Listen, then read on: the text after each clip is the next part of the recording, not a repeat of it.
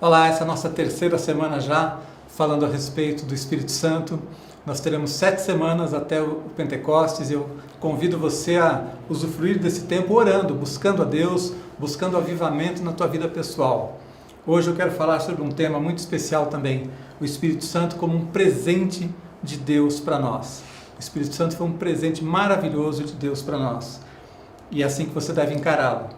Quero ler para você 2 Timóteo, capítulo 1, versículo 7, que diz assim: porque Deus não nos tem dado espírito de covardia, mas de poder, de amor e de moderação.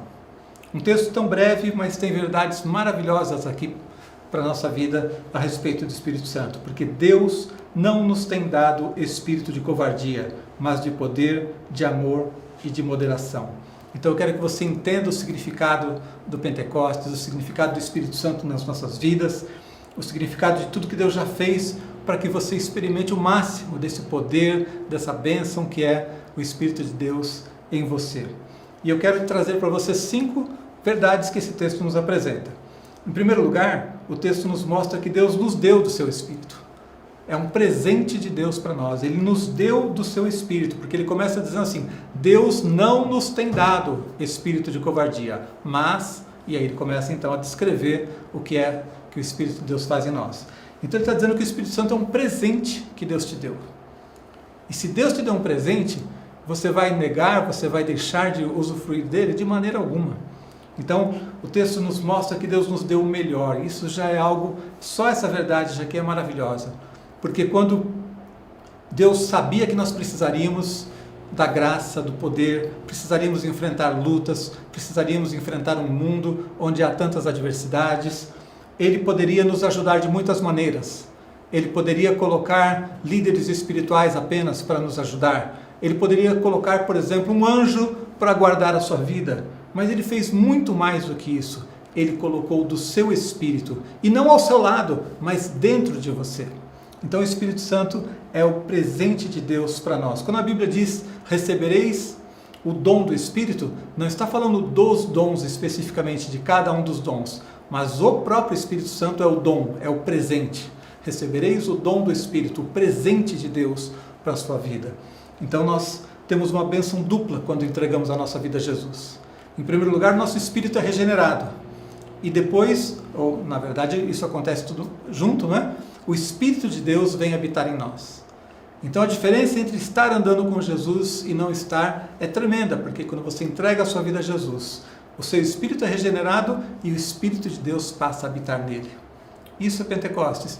Isso é o dom, o presente que Deus tem para a vida de todo aquele que crê. E quando isso acontece dentro de você, o seu espírito é regenerado, o Espírito de Deus habitando em você, todas as outras coisas se tornam possíveis. Todo um universo de oportunidades, de possibilidades, de mudanças, de transformações começa a acontecer porque você recebeu esse presente de Deus. E por que é um presente? Porque nós não merecemos, nós não fizemos nada, nós não trabalhamos para receber, não é um salário, não é um pagamento, é um presente. Deus quis nos agraciar, colocando o seu Espírito em nós. Então todo o resto é consequência disso. Os dons, a unção, as experiências que nós temos, são consequências disso. Mas o fato que você precisa saber em primeiro lugar é que Deus te deu esse presente do Espírito Santo. Então, Pentecostes não é um quebra-galho, uma solução mais ou menos, é o melhor de Deus. Deus deu o seu Espírito para habitar em nós. Amém? Em segundo lugar, o texto nos ensina que quando esse Espírito Santo vem habitar em nós, ele nos livra do medo. Ele disse claramente que ele não nos deu um espírito de covardia, não nos deu um espírito de medo, mas nos deu um espírito de ousadia. Então eu quero dizer para você, esse espírito de poder, de amor, de moderação, ele vai te livrar de todo medo. Você não deve andar com medo na sua vida, não combina com a vida cristã, não combina com a fé a gente ter medo do futuro ou ter medo da vida.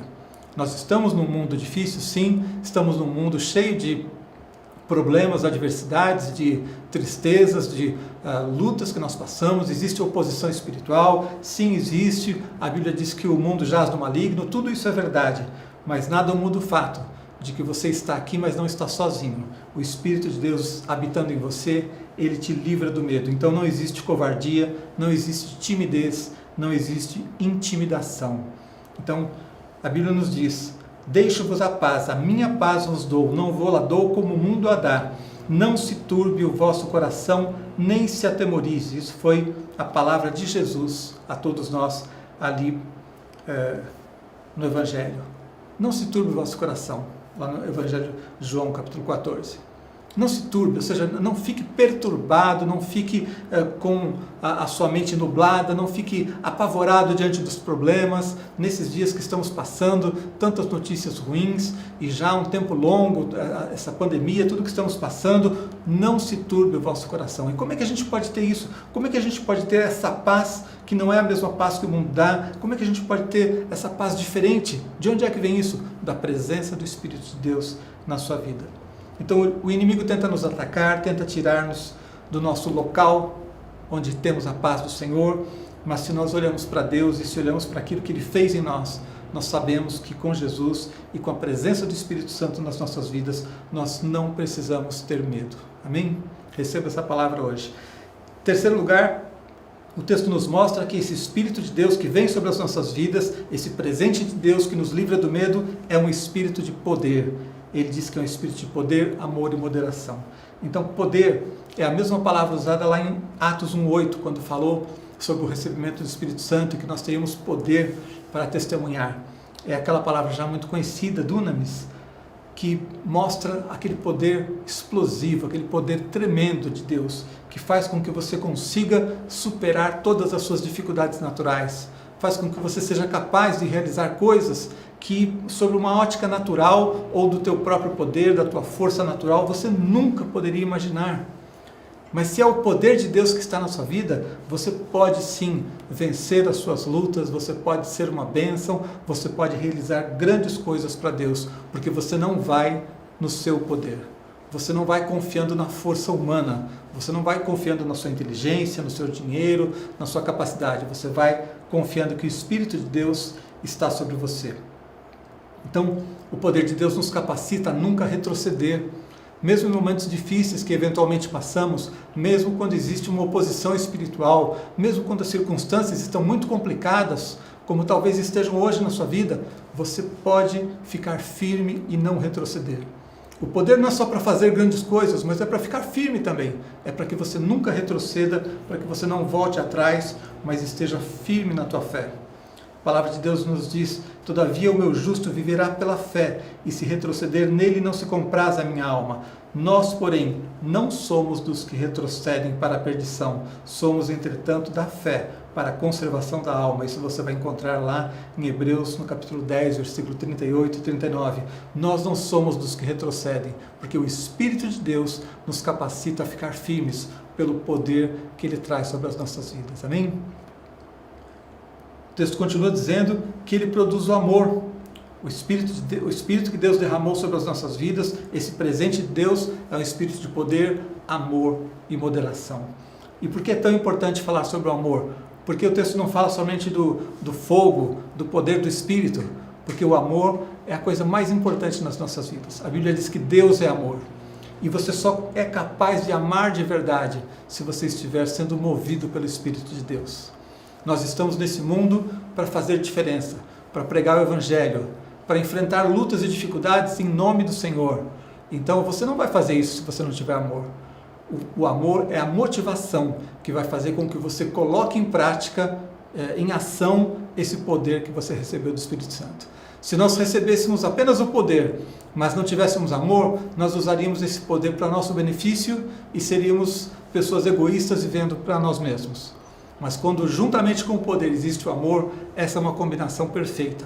Poder e amor juntos é uma combinação, é uma mistura maravilhosa, porque só o poder, ele pode te capacitar a fazer coisas, mas ele não te motiva, e não te motiva a ir até o outro. E se eu apenas tiver o amor, eu posso querer ajudar alguém, mas não tenho o poder, não vai funcionar. Agora, quando o poder e o amor estão juntos, você vai ver que coisas maravilhosas Deus vai fazer na sua vida. Por isso, Pentecostes é o Espírito de Deus em nós, Pentecostes é esse presente de Deus, Deus nos deu do seu Espírito, esse Espírito que nos livra do medo, que nos traz o poder, mas traz também o amor. E você precisa buscar Deus para ser movido pelo amor de Deus. O Espírito de Deus precisa te mover para que você saia de si mesmo. Existe um potencial tremendo na tua vida para abençoar outras pessoas. O mundo precisa conhecer o Evangelho, as pessoas precisam de Jesus, mas eles vão conhecer quando o amor de Deus derramado na tua vida através do Espírito Santo te mover a abrir a sua boca, a falar do Evangelho, a gastar a sua vida aqui por amor a Jesus e para servi-lo. Então nós precisamos do poder, mas precisamos do amor também. E a última palavra que o texto nos fala é moderação. É o nosso quinto ponto aqui. O que seria essa moderação? Por que além do fogo, do poder, do amor, além da presença do Espírito Santo, por que ainda precisamos de moderação? Esta palavra, moderação, não é muito bem traduzida, é um pouco difícil da gente entendê-la sem olharmos o contexto, né? Mas basicamente ela tem a ver com sensatez, bom senso. Tem a ver com você usar tudo o que Deus colocou à tua disposição de uma maneira sábia, né?